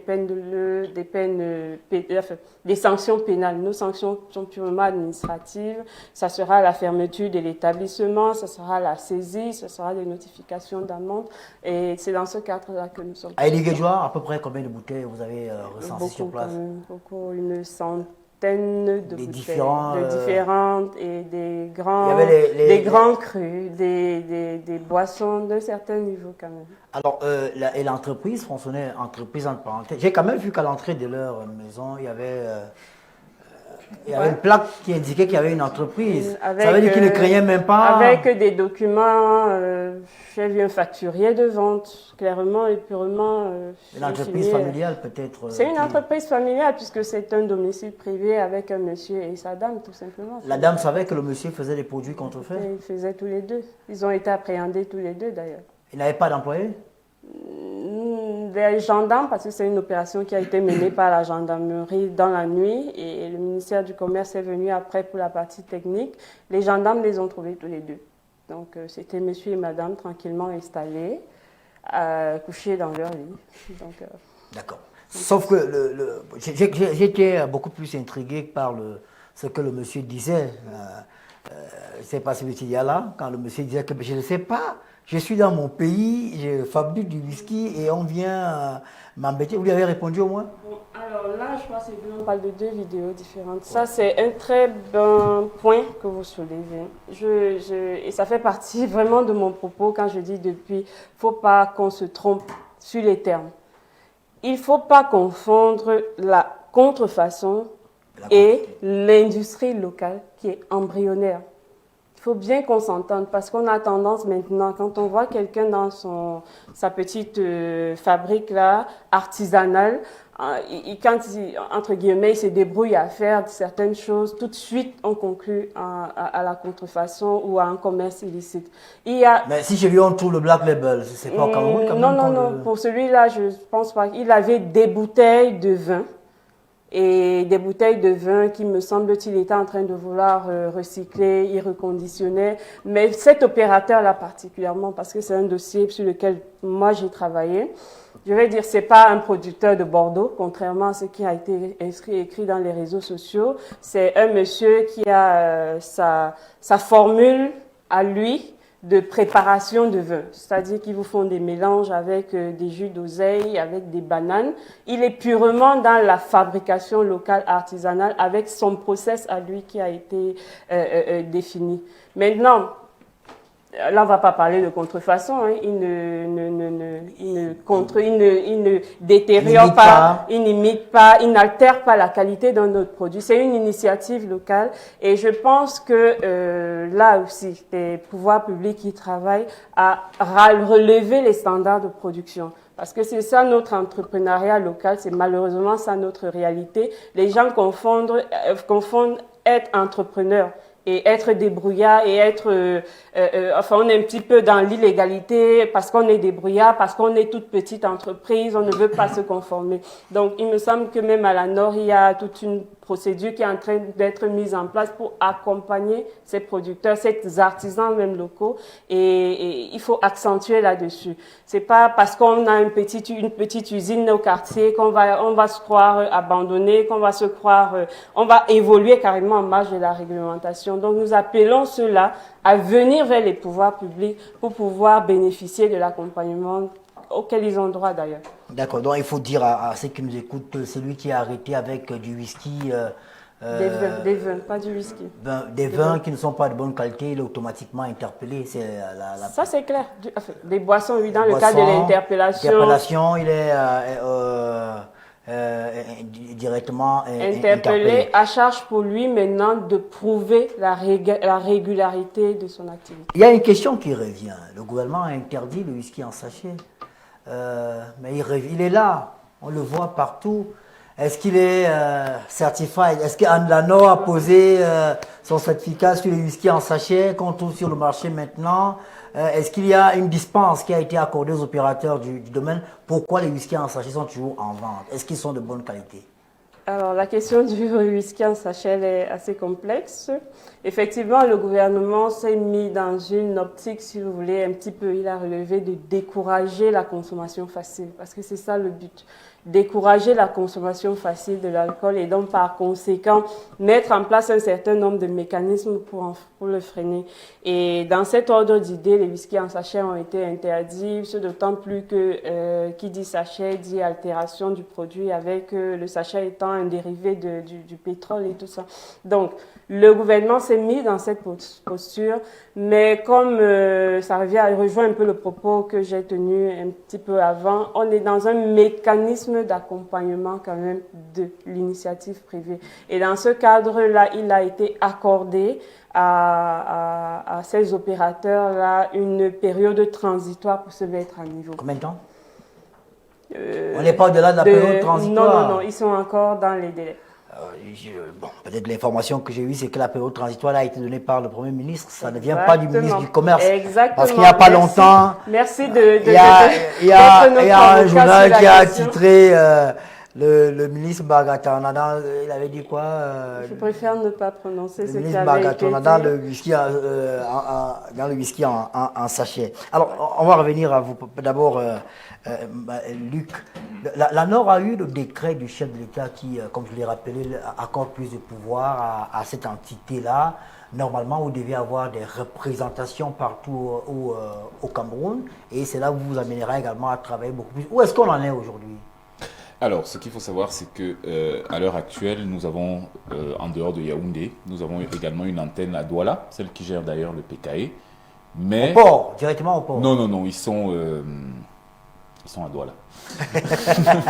Les gars de Yaoundé ne connaissent jamais les quartiers de Douala, hein, c'est clair ça. Donc ils sont à Douala et là, de manière très sérieuse également, nous envisageons, vous savez, avec le port en eau profonde de Kribi, qui sera un pôle économique très très très important. Nous sommes en train d'envisager de nous mettre à Kribi, mais toujours à la faveur du dernier conseil d'administration extraordinaire du 21 décembre dernier, il est vraiment sérieusement envisagé de nous déployer définitivement sur l'ensemble du territoire national. Cependant, puisque ça n'a pas encore été fait, l'année dernière, avec le ministère de MINMID, qui est notre ministère de tutelle, le ministère des Mines et de l'Industrie, nous avons organisé, ici même à Yaoundé, une rencontre avec les 10 délégués régionaux du MINMID, c'est-à-dire tous sont venus à Yaoundé et nous avons travaillé pendant 3 jours pour justement pouvoir leur permettre d'être à niveau et de pouvoir nous accompagner dans les missions que nous faisons en attendant que nous ne puissions nous-mêmes implanter nos unités dans ces régions-là, de pouvoir les avoir comme des, comment dirais-je, des relais. Des relais. Parce que vous savez, c'est souvent difficile pour quelqu'un, par exemple, qui veut faire certifier son produit et qui se retrouve à Marois. Il va falloir qu'il prenne le bus, le train, je ne sais pas ce qu'on prend. Il va falloir qu'il se rende à Yaoundé, qu'il fasse ce qu'il a à faire et qu'il remonte. Vous voyez, rien que le coût pour cela, c'est quelque chose. Donc, ce que nous avons fait durant cet atelier-là, c'est que nous avons remis toute la documentation nécessaire, les fiches d'expression en besoin en normes, les documents de présentation, comment certifier ces produits, etc., à ces délégués-là, pour qu'ils puissent nous servir de relais. De manière à ce que maintenant, lorsque des gens voudront initier cette procédure, ils pourront passer par ces délégués avec lesquels nous sommes en contact permanent. Et nous allons encore aller plus loin parce que je pense d'ici la fin du second trimestre de 2021, nous sommes en train de vouloir organiser quelque chose qui s'appelle le rallye normatif. Alors le rallye normatif, ça va nous permettre pendant une période de 3 ans de pouvoir faire le tour des 58 départements du Cameroun. C'est-à-dire d'aller dans ces 5... Pour informer... Pas seulement pour informer, parce que nous mettrons entre 3 et 4 jours dans chaque chef-lieu de département pour nous permettre d'aller au plus près et de pouvoir, avec ceux qui auront été identifiés, pouvoir initier les procédures, par exemple, de certification des produits sur place. C'est-à-dire c'est la Nord qui va aller vers eux. Le fait d'y aller nous permettra donc de les regrouper, de voir comment est-ce qu'on peut collaborer avec eux pour pouvoir faciliter leur procédure de certification. Parce qu'il faut, malheureusement, il faut le dire, la qualité a un coût. La certification coûte très cher. Donc maintenant, avec les différents programmes que j'évoquais tout à l'heure, à savoir la stratégie d'accompagnement des PME et aussi bien le programme Femmes, Jeunes et Normalisation, les principales cibles de ces programmes-là sont les plus petits, qui forcément n'ont pas les moyens, comme par exemple, bon, peut-être pas monsieur, mais comme les grands groupes que nous connaissons ici de Yordon. Dans les missions citoyennes qui incombent aussi aux entreprises publiques que nous sommes, il est important que nous puissions non seulement les accompagner, mais également nous rapprocher d'eux pour pouvoir justement donc toucher du près leur réalité et les accompagner. Et peut-être une autre question avant de revenir à Gaël. Les produits, les boissons comme la bière qui sont importées, est-ce que vous vérifiez? Parce que là également on s'est rendu compte que, je ne vais pas faire une mauvaise publicité à une bière qui est sponsor d'une compétition européenne, il y a de nombreuses canettes de ces bières-là qui ne sont pas de bonne qualité. C'est-à-dire qu'on se demande bien si, quand vous buvez cette bière-là et qu'elle n'est pas en bouteille, c'est toujours difficile de savoir que c'est la bonne qualité. Ça, c'est la première question. Deuxième question, est-ce que vous contrôlez la teneur en alcool qui est indiquée? Parce qu'on a des boissons quand même, on vous dit 5% d'alcool, vous prenez une bière et vous êtes dans les pommes. On se rend compte que la teneur en alcool n'est pas respectée. Est-ce que là également la norme s'assure que ce qui est annoncé sur l'étiquette est réellement ce qui se retrouve à l'intérieur? Alors je commence par la fameuse bière qui est d'actualité d'ailleurs ce soir, si je ne me trompe. C'est que ce qu'il faut savoir, c'est vraiment, et là on revient au débat que nous avons depuis tout à l'heure entre contrefaçon et contrebande. Le problème, c'est que souvent, il arrive que certaines de ces bières se retrouvent dans nos marchés et que les distributeurs agréés, c'est-à-dire ceux qui traitent directement avec les fournisseurs, ont du mal. Et je suis sûr que si on parle de cette bière particulière qui se retrouve un peu partout, la démonstration que vient de nous faire monsieur avec Gaël avec son champagne de 10 000 et son champagne de 30 000 sera la même.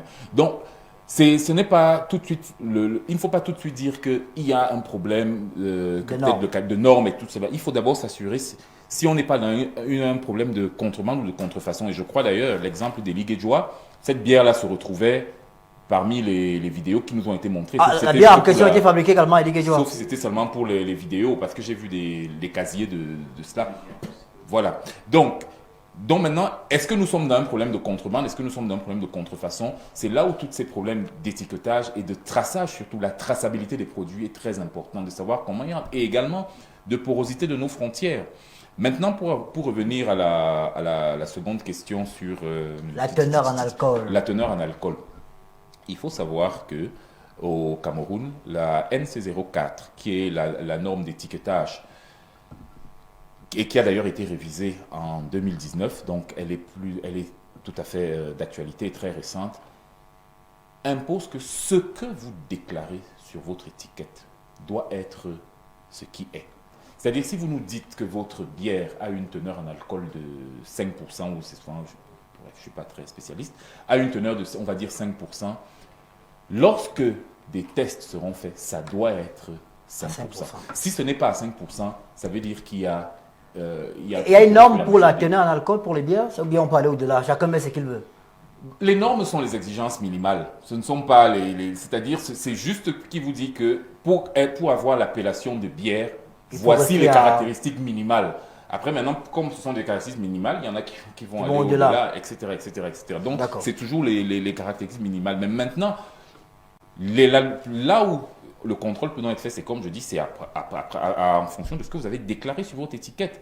Parce que la norme sur l'étiquetage, qui elle est d'application obligatoire ici, impose que la composition que vous déclarez sur votre étiquette, non seulement doit respecter la réglementation en vigueur, et on a souvent un petit débat, les gens qui nous disent que oui, dans ce cas, si j'ai la bonne étiquette, je peux vendre du poison comme je veux. Non, parce que malheureusement, il y a d'autres normes qui sous-tendent cette norme sur l'étiquetage, c'est justement la norme, là c'est pour les producteurs locaux, la norme sur les bonnes pratiques d'hygiène et les bonnes pratiques de fabrication. Ça veut dire que même pour les producteurs locaux, pour lesquels a priori il n'y a pas de norme, lorsqu'il va vouloir avoir cette norme sur l'étiquetage-là, on va s'assurer au moins par des inspections si le cadre dans lequel le produit est fabriqué, dans ce cadre-là, est-ce que les bonnes pratiques d'hygiène sont respectées, est-ce que les bonnes pratiques de fabrication sont respectées, qui elles sont des normes d'application obligatoires ici au Cameroun. Il nous reste très peu de temps, on va faire un dernier tour de table, c'est Madame Elemva qui va conclure. D'abord, Joe, qu'est-ce qu'il faut faire pour permettre aux Camerounais de consommer le bon whisky, le vrai, comme on dit au quartier de manière triviale, authentique? Déjà, il serait important de savoir que les grandes enseignes sont celles-là qui distribuent à majorité les bons produits. Il faut éviter d'aller les chercher sur les étalages dans les marchés à même le sol parce que dans la contrebande qu'ils font, il peut être introduit également de la contrefaçon qui a vraiment des caractères nocifs pour la santé. Et je vais revenir un peu sur l'étiquette et dire que l'étiquette ne rassure pas sur la qualité du produit que nous avons parce qu'on peut avoir une bonne étiquette qui est un produit contrefait. Donc, on retrouve ça également sur le marché. Il est important que les consommateurs se rassurent auprès de ceux chez qui ils achètent le vin, la provenance de leurs produits. C'est très important. Et voilà. C'est la même personne. Là, s'il y a un problème, vous savez... Le marché reste ouvert, mais comme elle a dit dès le début, il faudrait que tous les consommateurs exigent leur facture parce qu'à un certain moment, quand il y a un souci, il faudrait qu'ils remontent l'information et qu'ils rassurent que le produit, ils l'ont acheté à tel endroit. Voilà. D'accord. La collaboration avec le ministère du Commerce, elle se passe bien. Comment faire pour que, du moins, votre travail soit plus efficace à la Nord et également au ministère du Commerce? D'abord la Nord. La collaboration ne souffre de rien. Nous avons plusieurs cadres de discussion dans lesquels nous pouvons échanger sur les sujets qui nous interpellent. Moi, tout ce que je pourrais dire pour la fin... Je me trompe peut-être, mais j'ai l'impression que la Nord bouffe, passez-moi l'expression, complètement le ministère de l'Industrie. C'est-à-dire qu'on a l'impression que le ministère de l'Industrie est inexistant, mais que c'est la Nord, à travers son dynamisme, qui est plus présent. Je me trompe peut-être, hein, c'est une idée qui est peut-être fausse. Je n'ai pas d'avis sur la question. Donc, je dirais juste que ce qu'il faut savoir, c'est que, et c'est ce que nous avons vraiment, nous faisons à la Nord, nous allons essayer de faire à la Nord tout au long de cette année, c'est vraiment sensibiliser. Il faut savoir que ces questions de fraude, nous sommes tous des consommateurs avant d'être ce que nous sommes. Ces questions de fraude, de contrebande, tout ce dont on a parlé ici, la dénonciation est la base de tout.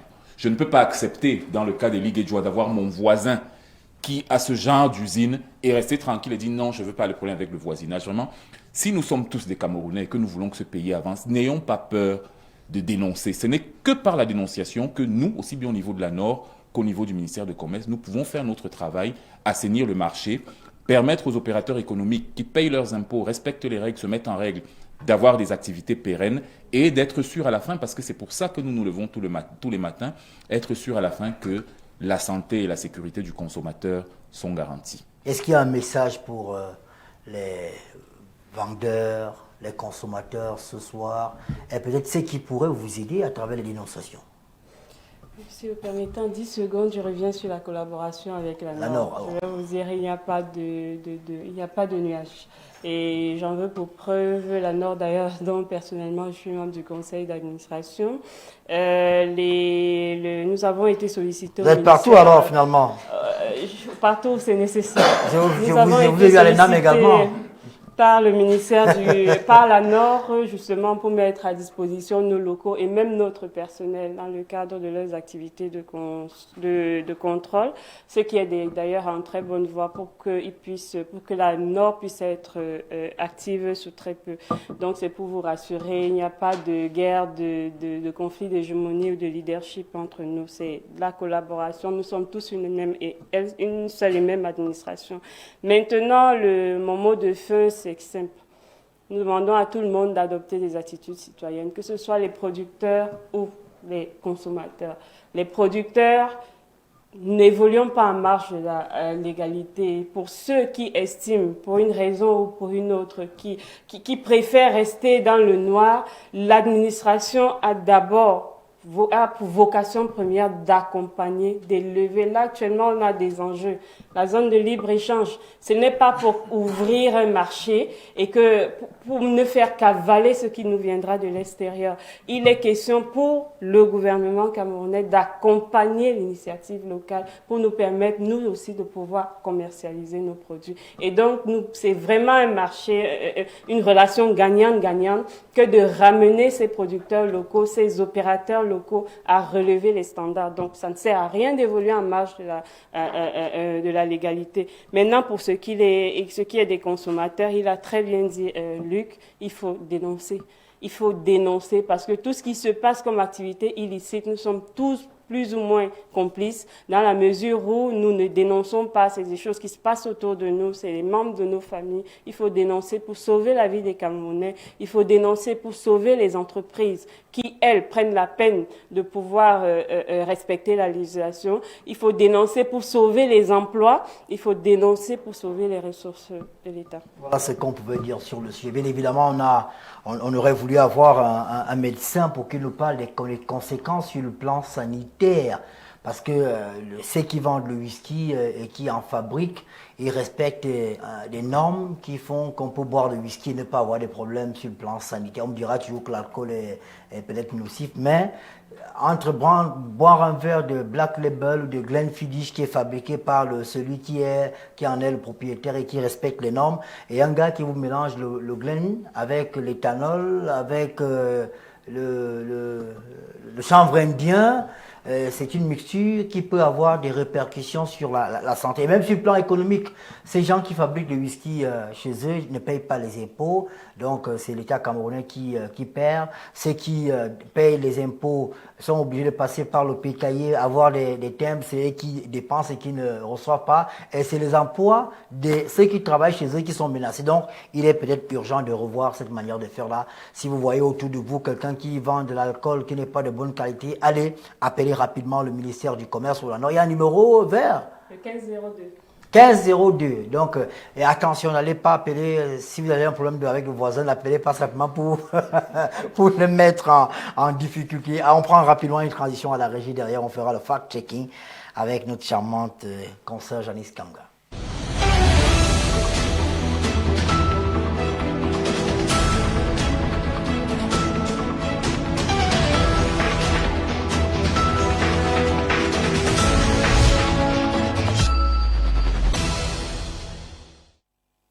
Bonsoir Janice, ça va? Bonsoir Ernest, ça va bien. Ça a été la journée? Oui, longue, mais ça va. Tu étais en reportage où en journée?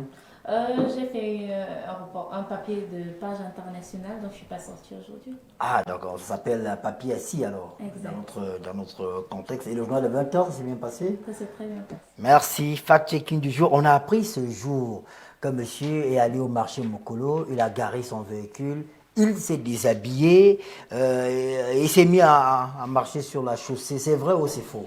Alors, c'est le fake du jour. Les images ont fait le buzz sur les pages camerounaises. Elles ont été commentées partout. Selon celle-ci, les faits se dérouleraient au marché Mokolo, c'est à Yaoundé, où un homme a été aperçu au volant de sa voiture. Et par la suite, il aurait garé son bolide pour se mettre à crier au secours et à courir partout. Après quelques recherches sur la toile, notamment sur Google Images, l'on a retrouvé la même histoire, les mêmes photos, mais datant d'il y a 4 mois, notamment le lundi 26 octobre 2020. Et les faits, cette fois, se sont déroulés au Nigeria, précisément à Abuja, où un riche monsieur est devenu fou en un laps de temps après avoir garé son véhicule au milieu de la route. Les faits ont donc été sortis de leur contexte. Ils ont été ressuscités aujourd'hui pour alimenter une nouvelle fois le buzz. Donc rien ne s'est passé au marché Mokolo. Absolument rien. En dehors de ceux qui sont allés manger le soya de ce côté. Alors, il y a une photo de Malox, le Viber, l'artiste camerounais de renommée internationale qui circule sur la toile. On l'a filmé dans un chantier et certains estiment qu'il est désormais fauché, qu'il n'a rien et qu'il cherche désormais la pitance dans les chantiers. C'est vrai ou pas? L'information est fausse. L'artiste Malox Le Viber n'est pas fauché. Une photo qui circule sur les réseaux sociaux le présente tout débraillé, en sandales, pelle à la main, dans un chantier.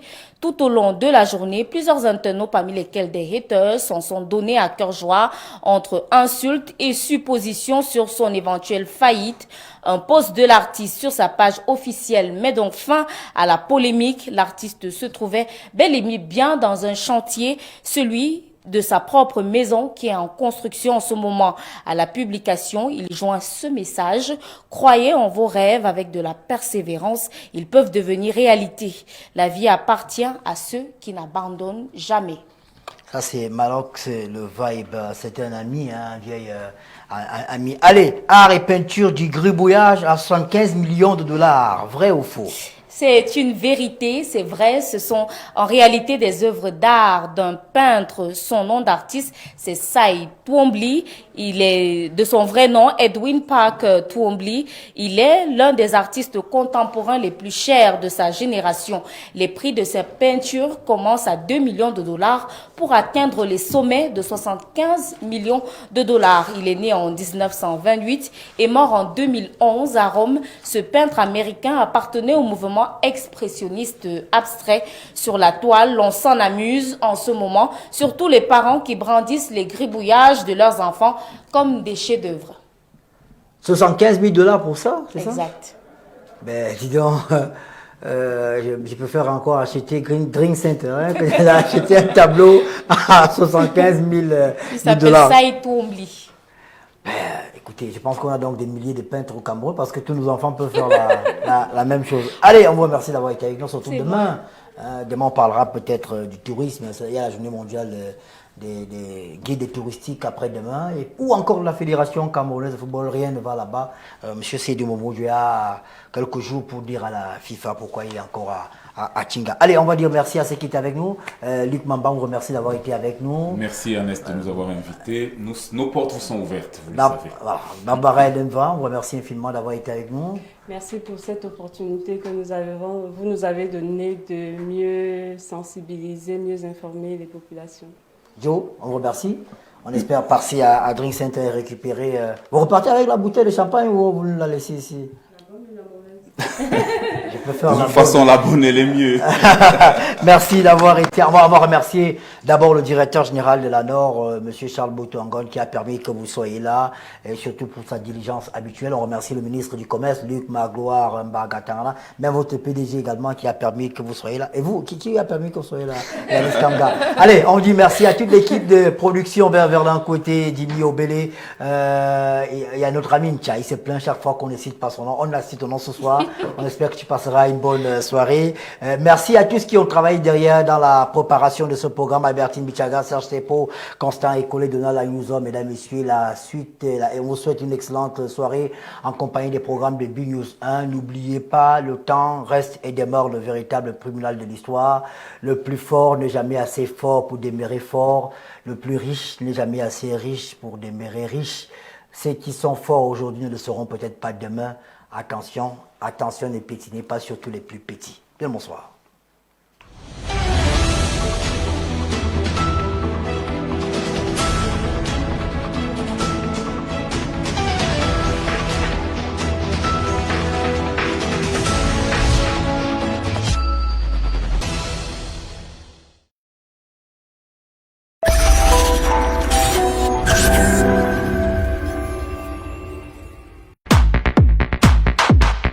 Vous souhaitez vous perfectionner en administration publique et des collectivités territoriales décentralisées? La National